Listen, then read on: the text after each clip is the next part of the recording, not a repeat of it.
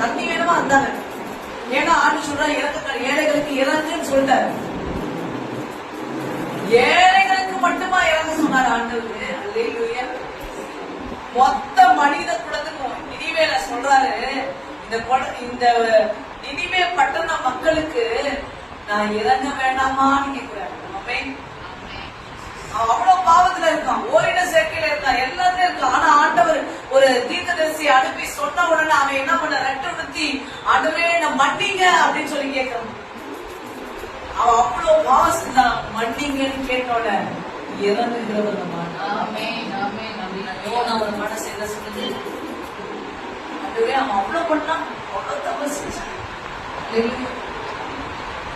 ஒரு வார்த்தை கூட நீங்க கேட்கல, ஒண்ணு கூட நீங்க அவனுக்கு செய்யல. அல்லேலூயா. இல்ல, நம்மள ஆண்டவர் கூப்பிடுறாரு பழியை அல்ல, தண்டனைக்கு இல்ல, மனித குலத்தை தண்டனைக்கு அல்ல. ஏழை பாறைகளுக்கு இறங்குவதில்லை, உன் சொந்த ஜனத்துக்கு, உனக்கு ரொம்ப நெருங்கினவங்களுக்கு நீ எந்த அளவுக்கு இறங்குற. அல்லேலூயா. அதான் ஆண்டவர் பார்க்கிறாரு. ஆமென். சுத்தி இருக்கிற நம்மளுடைய சொந்த ஜனங்களுக்கு இரக்கம் தேவைப்பட வேண்டியவங்களுக்கு நம்ம எந்த அளவுக்கு இருக்கோம், எந்த அளவுக்கு கடினமா இருக்கோம். அல்லேலூயா.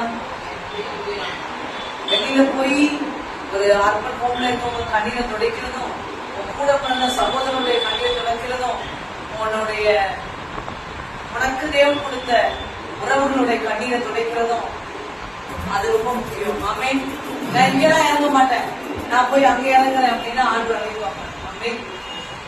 ஆண்டு அது மேன்மையாக கிடையாது, ஆண்டு அது விரும்புறது இல்லை. ஏன் தெரியுமா?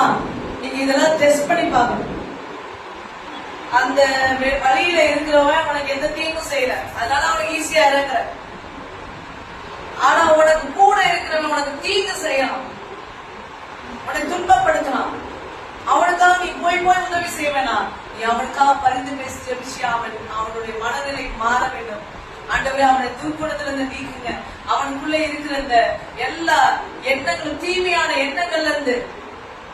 ஏன் இயேசு கிறிஸ்து சிலுவையில் என்ன பண்ணாரு? அவரை அடிச்சவங்களுக்கு இறங்குங்கன்னு சொன்னாரு. ஆமாவா இல்லை? நூற்றுக்கு அதிபதி நிற்கிறாரு, அவருக்கு இறங்க சொல்லி ஆண்டு பேசுறாரு.